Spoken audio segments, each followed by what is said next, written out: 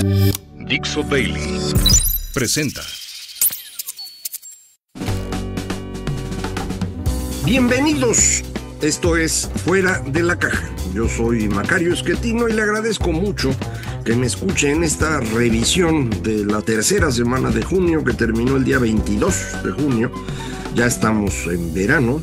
En la Ciudad de México, este verano está más frío que el invierno pasado, al menos hasta hoy.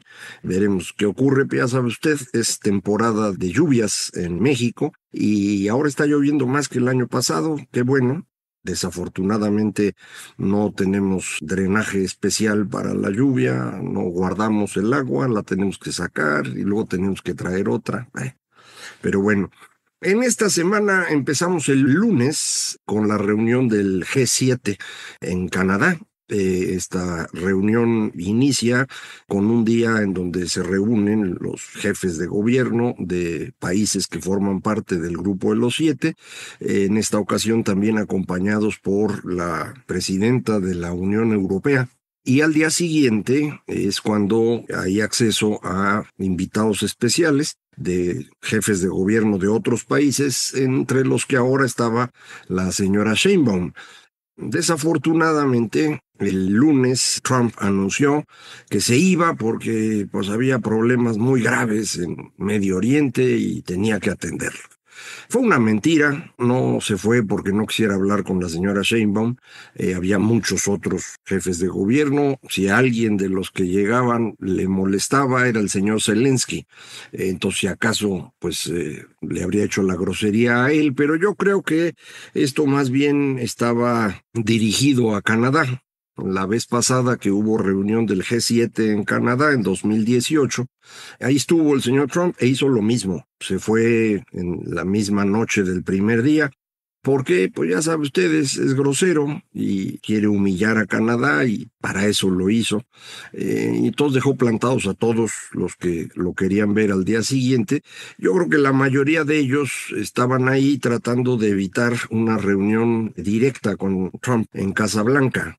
Más bien lo que querían es pues verlo ahí con otros jefes de Estado para pues defenderse o salir corriendo o que los ayudaran, porque pues la grosería del señor ya la conoce usted.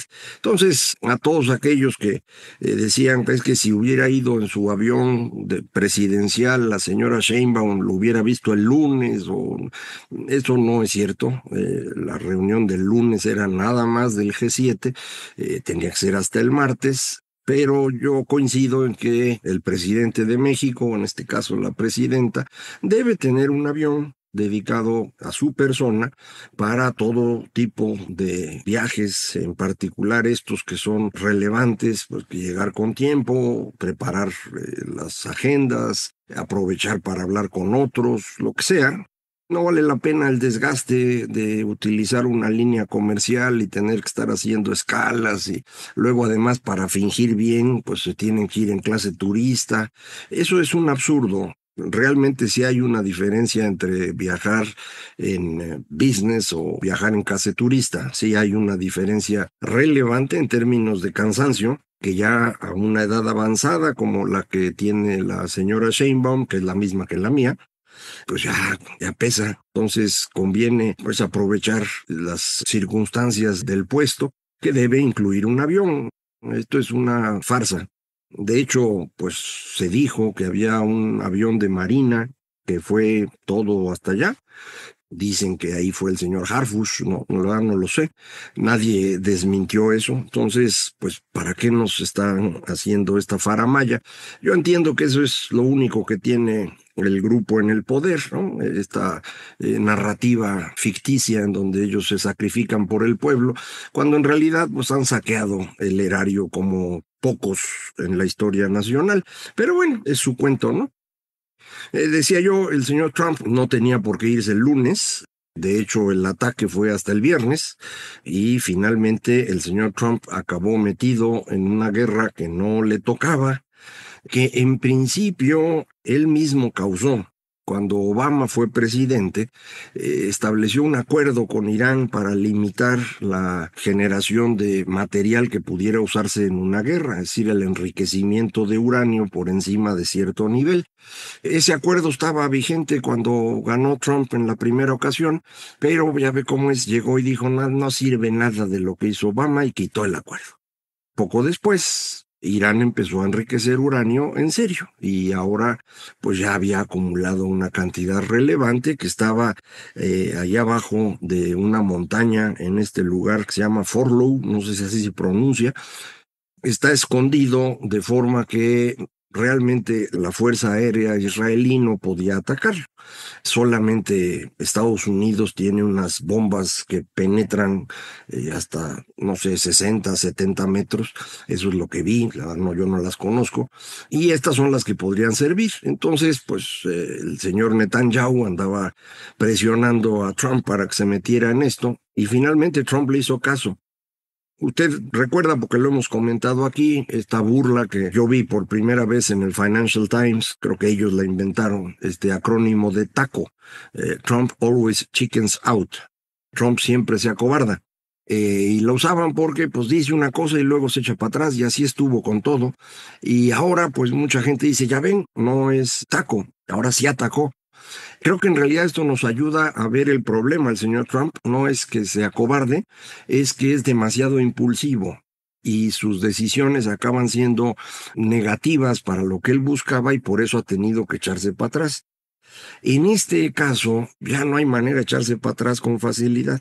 Ya atacó a Irán, él afirma y sus seguidores también que pues nada más era un ataque específico para acabar con el programa nuclear y que ahí muere. Pero Irán no está en esa lógica. Ellos piensan que ya hay una guerra directa con Estados Unidos y hoy lunes, antes de que empezara yo a grabar esto, ya mandaron algunos misiles a bases estadounidenses. No sé con qué resultado. Lo que hemos descubierto en esta semana o 10 días que lleva este conflicto iniciado con Israel es que Irán tenía mucha menos fuerza de lo que ellos decían y lo que todo el mundo creía. Entonces, pues probablemente estos misiles que enviaron no hayan tenido efecto. Realmente la gran herramienta iraní, sobre todo en contra de Israel, eran estos grupos de radicales como Hamas o Hezbollah, lo que tenía en Siria, su cercanía con los Hutis ahí en Yemen, para con todos estos estar atacando a Israel. Entonces la posibilidad de células radicales que sigan órdenes de Irán, pues ahí está. Y esa es la preocupación, que puedan atacar en mismo Estados Unidos, en algún lugar de Europa, y eso pues lo vamos a saber en el tiempo.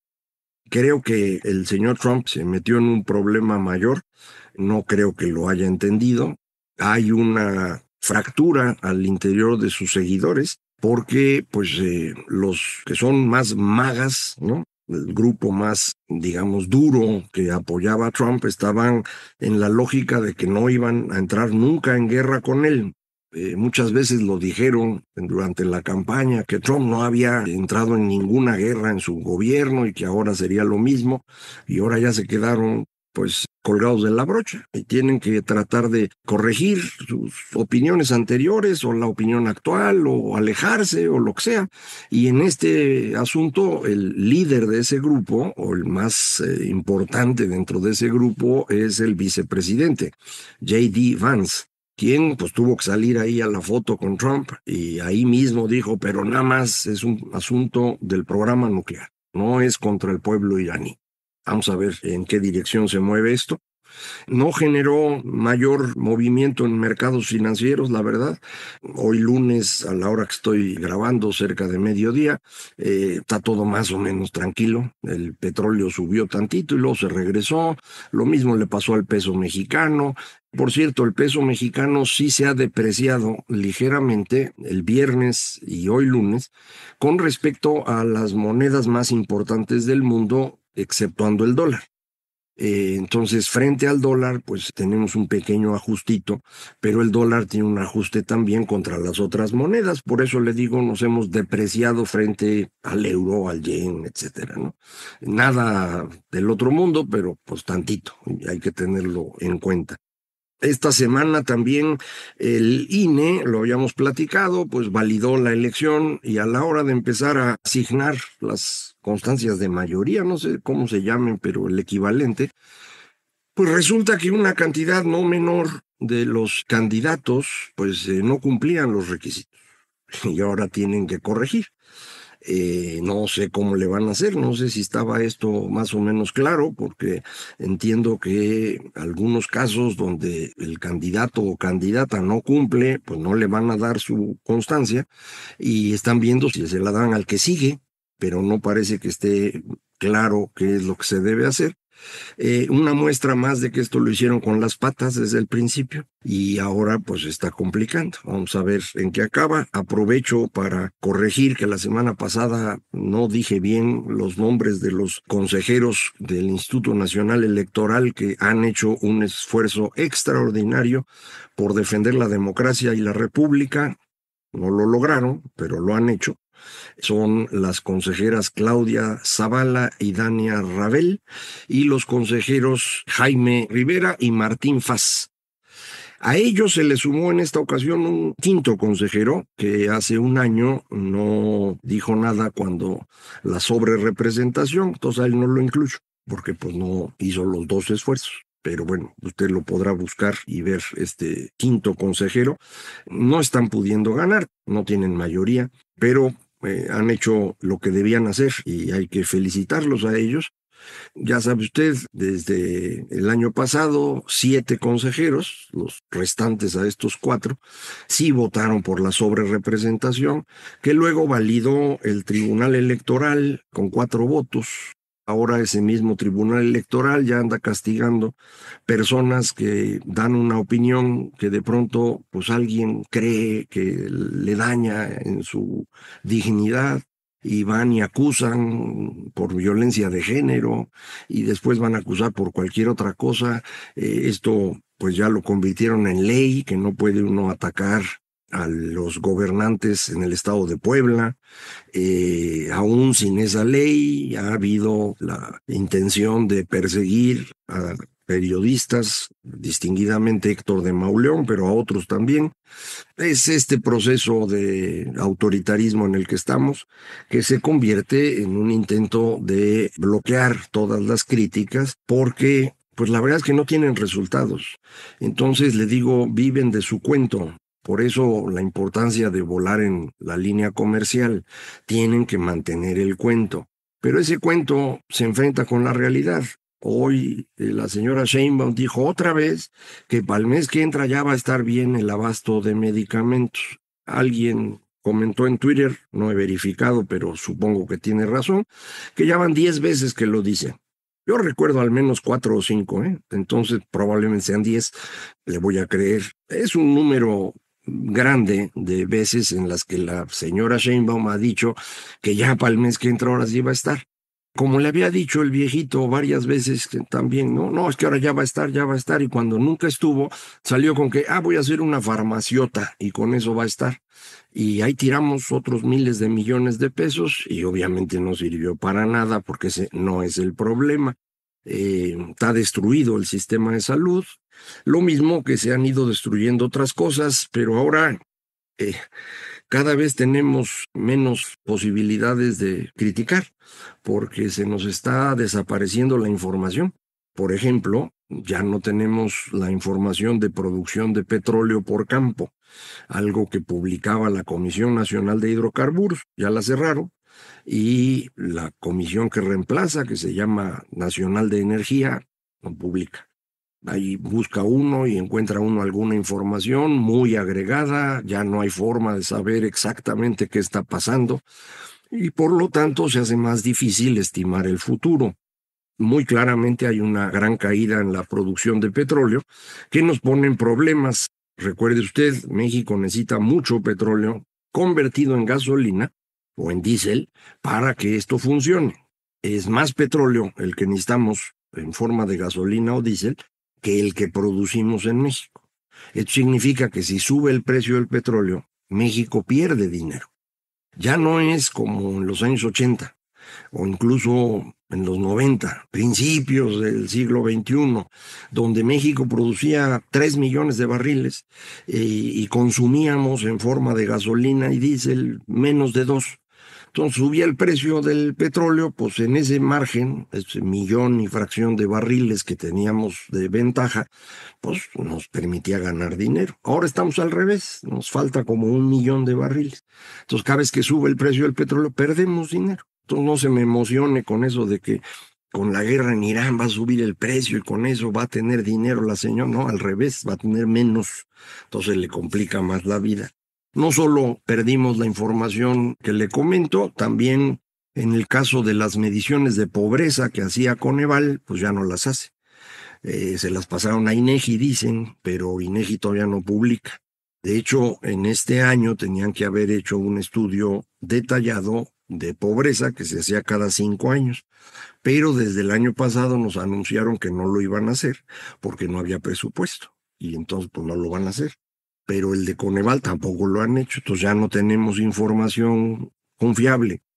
Ahora empieza a ser importante esto, porque la gran burbuja que creó el señor López para ganar la elección empezó a caer a mediados del año pasado y ahorita debe estarse incrementando la pobreza comparado con ese punto.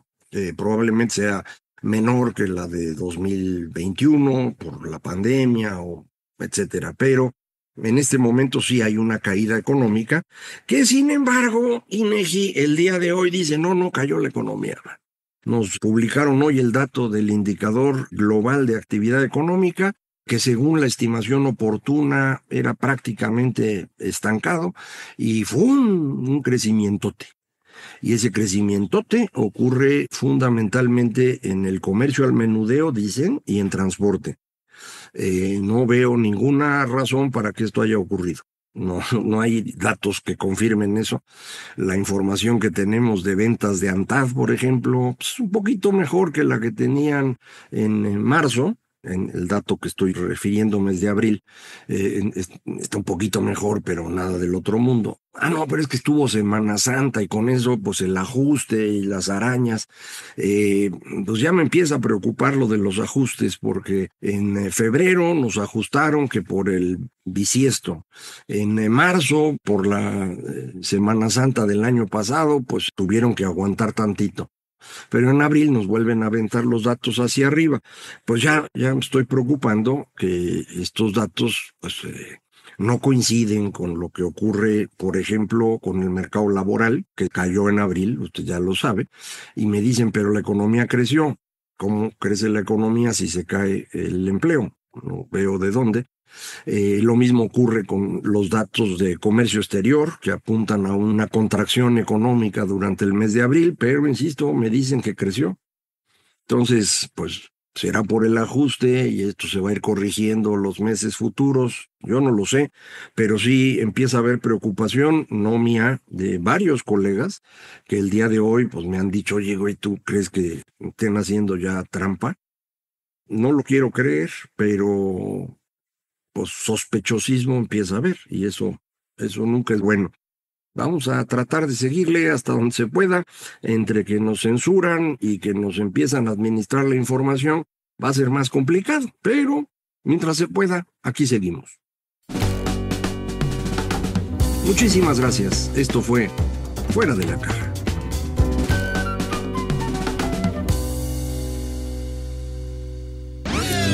Una producción de Dixo.